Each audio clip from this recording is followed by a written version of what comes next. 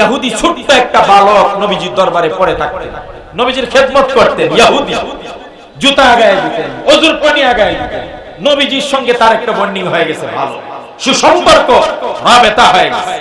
নবীজি কিছুদিন যাবত ওই ছোট্ট ইহুদি বালকটাকে দেখেন না। কি বাবা, আমার দরবারে সেই ছোট্ট বালকটা কোথায়? সাহাবায়ে কেরাম গেলেন খবর নিতে। খবর নিয়ে দেখেন ওই ছোট্ট বালকটা মারজে মাউত, মৃত্যু শয্যায় শায়িত, চরম অসুস্থ। এসে বললেন, ইয়া রাসূলুল্লাহ, আপনার সেই ছোট্ট খাদেম ইহুদি বালকটা অসুস্থ, এইজন্য আসতে পারেন না। আল্লাহ নবী সাল্লাল্লাহু আলাইহি ওয়াসাল্লাম সাহাবীদেরকে বললেন, তাৎক্ষণিক চলো। কিতাবে লেখেন নবীজির গায়ের চাদরটা পর্যন্ত নবীজি ঠিক করার সময় পান নাই। চাদর হেসরিয়ে হেসরিয়ে বিশ্বনবী ওই বালকের বাড়ি চলে যান। নবীজি গিয়ে ওই বালকের শিয়রে বসলেন, মাথায় হাত বুলিয়ে দিয়ে বিশ্বনবী দোয়া করতে থাকলেন। আমার নবীজি দোয়া করতেছেন, আর ছোট্ট বালকটা অপলক নেত্রে আমার নবীর পূর্ণিমার চাঁদের চেয়ে সুন্দর চেহারার দিকে তাকিয়ে মজা নিচ্ছে। সুবহানাল্লাহ। এবার নবীজি বিদায় নিয়ে চলে আসবেন। ওই বালকের চাহনি বলে বিশ্ব নবীকে আরো কিছু বলার জন্য, আরো কিছুক্ষণ থাকার জন্য অনুরোধ করছেন। আমার নবীজি বুঝতে পারলেন এই লোকটা, এই বালকটা এখন আমার সান্নিধ্য চায়, আমি কাছে থাকলে তার বিপদ থেকে মুক্তির মনে করে। নবীজি বুঝতে পেরে বললেন, ও বালক, দুনিয়ার জমিনে না হয় তোমার সঙ্গে আমি থাকবো, যতক্ষণ চাও ততক্ষণ থাকতে পারবো, কিন্তু ও বালক, কিয়ামতের ময়দানে আমি বিশ্ব নবী তোমাকে কিছুই করতে পারবো না। পারবেন নাকি?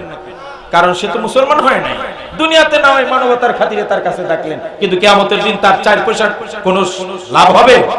এই ইমানদার না হলে লাভ হবে? বালক কিন্তু ট্যালেন্ট, অনেক বুদ্ধিমান, বুঝে ফেলছেন। ঠিকই তো, আমি ইহুদি আর নবীজি মুসলমান, তো আমাকে কিয়ামতের দিন তো কিছুই করবেন না। সুতরাং মনে মনে সিদ্ধান্ত নিলেন, তাহলে মুহাম্মদ যেই দলে আমিও। ওমা কথা কয় না, এই কথা বলেন। দল কোনটা? আর্জেন্টিনার ব্রাজিল বুঝি না, এ দল আর বি দল বুঝি না, লাল দল আর সাদা দল বুঝি না, অমুক দল আর তমুক দল বুঝি না। আমাদের সকলের দল হবে বিশ্বনবীর দল, মুহাম্মদ সাল্লাল্লাহু আলাইহি ওয়াসাল্লামের উম্মত হিসেবে মিলাইব হাতে হাত, আর সারা দুনিয়ার উম্মতে মুহাম্মদী বিশ্বনবীর নামে স্লোগান দিব। কথা বলেন ঠিক কিনা?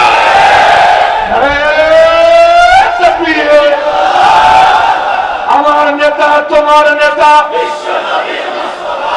আমার নেতা তোমার নেতা, বিশ্বনবী মুস্তাফা। সুপ্রিয় ভাইরা, এবার বালক বুঝে ফেলছে মুহাম্মদের দলে না গেলে কিয়ামতের দিন কোনো লাভ হবে? কথা বলে না। এই যে মাদার তেরেসা নোবেল পুরস্কার পাইছে মানবতার ফেরিওয়ালা হয়ে, কিয়ামতের দিন এই জন্য তারে জান্নাত দেওয়া হবে? হ্যাঁ, দুনিয়া সবটা মিলেও যদি কেউ বিক্রি করে দেয় অথবা দান করে দেয় আর ঈমান না আনে, তাহলে কিয়ামতের দিন 4 পয়সার দাম আছে?